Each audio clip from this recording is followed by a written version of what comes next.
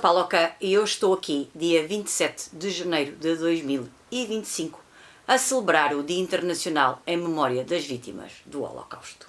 O Dia Internacional em Memória das Vítimas do Holocausto celebra-se sempre no dia 27 de janeiro. Foi no dia 27 de janeiro de 1945 que as tropas soviéticas libertaram Auschwitz. Nós ouvimos falar muitas vezes em Auschwitz, mas Auschwitz era um grande complexo de campos de concentração e de extermínio. Temos o campo de Auschwitz, onde nós temos o portão do Arbeit Macht Frei, que era o Auschwitz original. Depois temos Auschwitz-Birkenau, ou Auschwitz II, e depois tínhamos o Auschwitz III, ou Monowitz, e ainda tínhamos outros pequenos campos que estavam associados a estes campos de Auschwitz. Foi uma data muito importante. Este ano celebram-se os 80 anos da libertação de Auschwitz e, mais uma vez, participei no projeto da Dora. Neste caso, este ano, o ALL 80, por se celebrarem 80 anos da libertação de Auschwitz. É uma temática que me interessa muito, gosto muito de quase tudo o que está relacionado com a Segunda Guerra Mundial, gosto muito da temática do Holocausto, por ser uma temática muito dura, muito crua, e gosto muito de ler especialmente livros de não ficção sobre esta temática e também sobre a Segunda Guerra Mundial. Antigamente eu lia mais livros de ficção também sobre isto, mas cheguei à conclusão que a ficção não nos conta tudo aquilo que aconteceu. É melhor ler livros de não ficção, sejam livros de historiadores ou livros de memórias de sobreviventes. E ultimamente é o que eu tenho tentado ler para este projeto, para esta temática. E hoje trago-vos aqui 3 livrinhos, 3 memórias de sobreviventes, sendo que uma das sobreviventes, portanto tenho 2 sobreviventes do sexo masculino e uma sobrevivente do sexo feminino, e essa sobrevivente do sexo feminino, se tudo correr bem, no dia, acho que é 5 de fevereiro, irá fazer 100 anos. Por isso, no ano em que se celebram 80 anos da libertação de Auschwitz, ter uma sobrevivente com quase 100 anos é algo extraordinário e que eu queria trazer aqui para este vídeo. Queria mais uma vez celebrar a memória destas vítimas do Holocausto.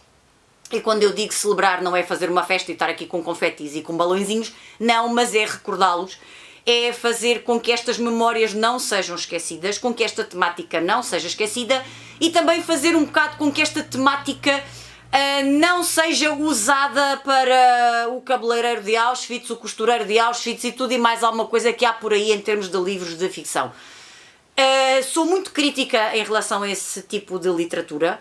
Acho que é estarem a apropriar-se de uma parte da história do século XX tão triste e tão dura para vender livros. É a minha opinião sobre isso. Há livros de ficção que são decentes e que são bons, há outros que é puramente marketing e é para vender. Isto é a minha opinião, vale o que vale, mas eu por isso já não leio livros de ficção, ou quase não leio livros já de ficção sobre esta temática e prefiro ler livros de não ficção, livros que nos contam aquilo que aconteceu e especialmente memórias das pessoas que por lá passaram, daqueles que tiveram a sorte de conseguir passar por Auschwitz e sair de Auschwitz com vida. Sabemos que foram exterminados milhões de judeus e também de prisioneiros políticos e também de ciganos e também por aqui outro tipo de raças também. Portanto, sabemos que não foram só judeus, mas na maioria foram judeus. Sabemos que então no final aqueles comboios que iam carregados de judeus da Hungria, portanto isto foi um genocídio gigantesco. E passados 80 anos, às vezes se calhar temos a tendência ou para dramatizar tudo e tornar tudo muito cor-de-rosa e muito bonitinho, ou então para esquecer ou para dizer que aquilo não aconteceu. Por isso gosto de ler memórias de sobreviventes, gosto de... Eu quando digo gosto é um bocado estranho, porque ao mesmo tempo que eu gosto de conhecer as memórias destes sobreviventes, sofro muito também com estas memórias, sofro muito com aquilo que leio. É muito duro ler a memória de alguém que passou por isto. Eu não faço ideia nenhuma do horror que terá sido estar em Auschwitz. Portanto, eu já estive de visita, mas uma coisa é visitar agora, outra coisa é ter passado por lá enquanto prisioneiro e eu não consigo sentir o que terá sido aquele horror. Consigo, através das palavras, mais ou menos sentir alguma coisa, mas é sempre muito complicado e vai ser sempre muito difícil eu pôr-me na pele das pessoas que passaram por ali, pôr-me na pele destes sobreviventes de Auschwitz, destas pessoas que nos contam as suas memórias, que nos contam as memórias da sua família, dos seus amigos, daqueles que entraram e já não saíram. Portanto, é sempre muito duro, mas acho que é importante continuar a ler sobre isto e por isso vou-vos falar de 3 livrinhos que li para o All 80 e 3 livrinhos que acho muito importante estarem aqui hoje, neste dia, e 3 livrinhos que servem para estar aqui a guardar também a memória destes sobreviventes e para também, se ainda não são tão conhecidos, dois deles se calhar são mais conhecidos, o outro nem por isso, mas quero muito falar destas leituras que fiz para o All 80. Vou começar por falar de um livro que já tinha lido em inglês e agora reli em francês. Estou-vos a falar de La Nuit de Elie Wiesel. Temos aqui a memória de um sobrevivente que foi para Auschwitz. Temos aqui uma memória dura de um sobrevivente e da sua memória e da memória do seu pai. E não vou entrar muito em pormenores, já tinha lido este livro em inglês e depois mais tarde apercebi-me, há pouco tempo até, apercebi-me que a primeira versão do livro tinha sido escrita em Yiddish e depois ele escreveu esta versão em francês e depois a tradução que eu tinha lido já era a tradução do francês para o inglês e tinha sido feita pela sua esposa. É uma história muito dura, o livro não é muito grande, mas também há por aqui algumas coisas que as pessoas põem em causa. Depois estive a ler um bocadinho sobre isto. Há muitas coisas que as pessoas põem em causa que supostamente a sua esposa, quando traduziu para o inglês, tentou andar aqui às voltas. Muitas pessoas se calhar dizem que a realidade não foi bem assim e que ele se calhar estava aqui a contar um bocado de ficção. Eu ponho-me na pele de uma pessoa que passou por isto, por esta experiência e nós próprios sabemos que às vezes as memórias que temos às vezes já não são 100% corretas e já não nos conseguimos lembrar de tudo ao pormenor. Portanto, o livro foi escrito em 1955, se não me engano. Acho que sim. Posso confirmar aqui, mas aqui aparece-me 58. Eu já não sei se 55 se foi a versão em Yiddish, esta já foi uma versão posterior. Acho que sim. Portanto, imaginem, já depois, mais de 10 anos depois da libertação de Auschwitz, algumas memórias se calhar já estão um bocadinho adulteradas e por isso eu li isto como uma memoir, uma autobiografia, alguém que fala da sua experiência em Auschwitz. Não pus em causa que as coisas às vezes pudessem não bater muito certo em termos de datas e de idades, que as coisas às vezes não batam muito certo, não é isso que me estragou aqui o prazer da leitura. Gostei muito de reler este livro em francês, de voltar aqui a esta experiência, a estas memórias, a tudo aquilo que ele passou, ele e o seu pai. E foi um livro que me tocou muito quando o li pela primeira vez e agora voltou-me a tocar sim quando fiz esta releitura já em francês, porque achei necessidade de ler este livro, não no seu idioma original, mas quase no seu idioma original. E foi um livro que mexeu muito comigo e que eu queria muito que estivesse aqui presente neste vídeo, que tivesse sido lido nos 80 anos da libertação de Auschwitz e por isso recomendo a quem gosta desta temática, se ainda não leu este livro, que leia, porque tiramos daqui muitas lições de vida, tiramos daqui muita esperança também. Acho que a palavra esperança também pode estar aqui presente numa realidade tão negra. A palavra esperança está lá no fundo, sim, aquela luz no fundo do túnel, sim, existia e para ele depois existiu. Portanto, ele depois viveu uma vida, acredito que um bocado atormentada por Auschwitz, mas gostei muito de fazer esta releitura.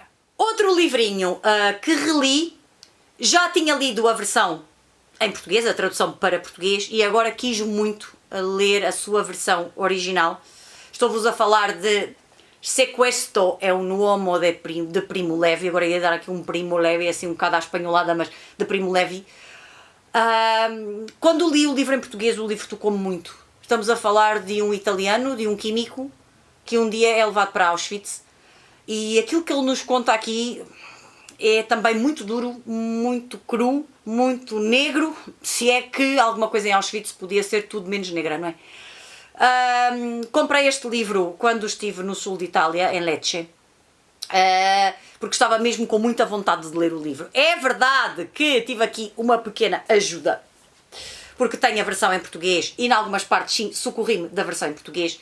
porque sim, já consigo dominar alguma coisa de italiano, mas havia por aqui palavras muito específicas, sei lá, arame farpado, lama, sei lá, sei que havia aqui palavras que eu não conhecia, portanto socorri-me ali um bocadinho da versão em português, da edição em português, da tradução, mas eu queria muito ler em idioma original. Porquê? Porque eu acho que parece que as memórias passam melhor, não há aqui o papel do tradutor pelo meio. Às vezes sentia que estava aqui Primo Levi aqui ao meu lado a contar-me as suas experiências ali com a sua pronúncia em italiano, aqui a contar-me tudo. Primo Levi que viveu depois uma vida muito atormentada depois de ter passado por esta experiência, sentiu a necessidade de pôr para o papel tudo aquilo que ele passou, todos os horrores que ele passou. Não se sabe bem se ele morreu porque se suicidou ou se foi um acidente. Dizem que ele se suicidou porque nunca conseguiu recuperar do choque de ter estado em Auschwitz. E é um livro duro, é um livro também que me marcou muito quando o li. Depois li os outros dois que se seguem, mas já não me marcaram tanto como Se Questo é un uomo, se isto é um homem. Foi uma leitura também dura, foi uma leitura que eu precisei de fazer, uma releitura neste caso que eu precisei de fazer. Também achei que fazia todo o sentido, se tinha relido o livro do Elie Wiesel, ler, ou reler neste caso, o livro do Primo Levi, voltar a este ambiente de Auschwitz, voltar àquelas casernas, àqueles beliches, àqueles horrores, àquele trabalho forçado, àqueles crematórios, àquele cheiro, àquelas doenças, àquela parte nauseabunda, quer dizer, a parte... tudo mexe.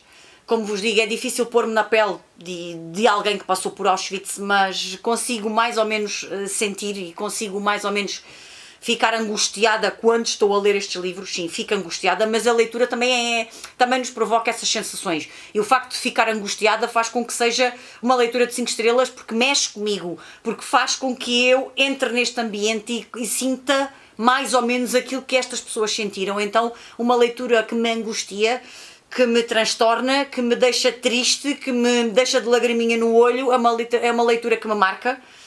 E eu tinha que voltar a este livro. Quando o comprei não sabia que o ia ler passado uns meses, mas sim, senti necessidade de reler este livro, de reler esta memória deste sobrevivente, e por isso tive mesmo que ler este livro de Primo Levi. E já vos falei de 2 memórias de 2 sobreviventes do sexo masculino, falei-vos que havia também uma sobrevivente do sexo feminino. Li Retour à Birkenau, de Ginette Kolinka.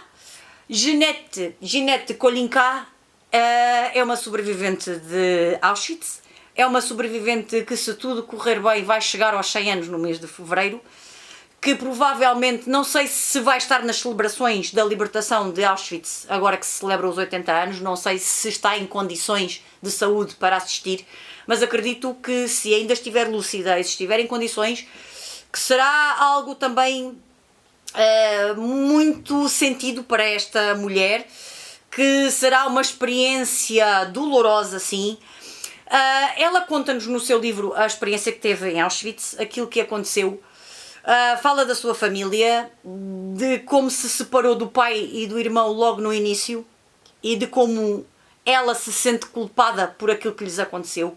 Conta-nos aqui um bocadinho da sua experiência. O livro é pequeno, a letra é grande, mas eu ainda demorei um bocado a ler isto, a processar isto.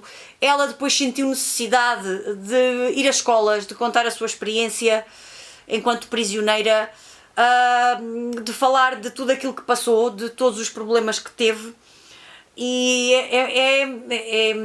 é doloroso, sim, ler isto.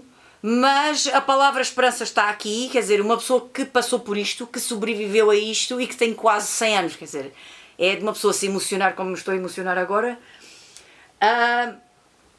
E acho que o papel também que esta mulher teve em França, de depois contar a sua história, de falar com adolescentes, de contar aquilo que aconteceu, de voltar a Auschwitz, de voltar a Birkenau, de ver aquele sítio horrível, se calhar que ela ainda vê muitas vezes nos seus pesadelos, mas ter a força de voltar lá, de conseguir enfrentar também os seus fantasmas, os seus medos, Acho que é uma mulher de garra e também por isso fiquei muito contente de fazer esta leitura. Este livro apareceu-me no e-mail, portanto foi a Amazon que me fez esta recomendação.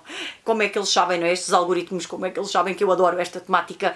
E então recomendaram-me este livro, eu não conhecia. Acho que não está traduzido para português, eu não conhecia este livro. Ainda bem que fiquei a conhecer, ainda bem que li mais uma memória de uma sobrevivente essa que ainda está viva, ao contrário dos outros dois, que ainda está viva. E espero que ainda viva por muito tempo. E fiquei completamente... Não sei, agora está-me a faltar a palavra para vos dizer, mas senti-me muito angustiada também, muito triste ao ler isto, mas também com uma grande felicidade por saber que ela ainda está viva, por saber que ela ainda está a partilhar a sua história, e é importante que ela o faça, é importante que ela fale da sua experiência, que fale daquilo que passou, que fale também da sua família, para que os adolescentes percebam melhor aquilo que aconteceu em Auschwitz, porque não é só nos livros de história da escola, não é, que nós vamos perceber a realidade gigantesca deste genocídio que aconteceu em Auschwitz, e não só em Auschwitz, mas noutros campos também de extermínio. Mas fiquei muito feliz de ter descoberto este livro, de ter lido este livro, de ter dado oportunidade também a este livro, a esta memória desta sobrevivente, e por isso foi muito bom ficar a conhecer esta Ginette Kolinka, ficar a conhecer a sua história, ficar a conhecer a sua força, a sua garra, e que ela viva muitos mais anos e que possa continuar a partilhar os horrores que viveu em Auschwitz.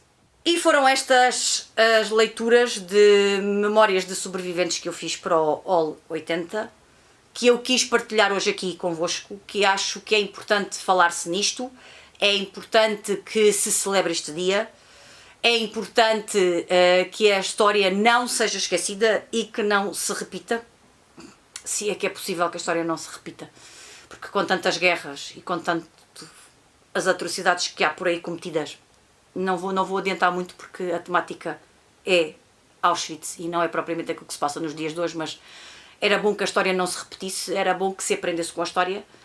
Daqui a pouco tempo não vamos ter sobreviventes, portanto Ginette Kolinka vai fazer 100 anos, haverá alguns se calhar com 90 e tais, se calhar alguns que eram crianças que se calhar terão 80 e tais, mas qualquer dia não vamos ter sobreviventes, portanto se não forem as memórias, se não forem os livros, se não forem as suas histórias, as suas partilhas, esta história vai acabar por ser um bocadinho esquecida, se calhar por algumas pessoas negarem que isto realmente aconteceu. Portanto é importante que estas memórias continuem a estar presentes, que estes livros continuem a vender, que estas histórias continuem a passar de boca em boca e que nós continuemos a falar disto e continuemos a ler livros sobre isto para tentar perceber aquilo que se passou durante a Segunda Guerra Mundial. E por isso aqui está também um bocadinho de mim, e está aqui o meu contributo para que esta história continue a ser contada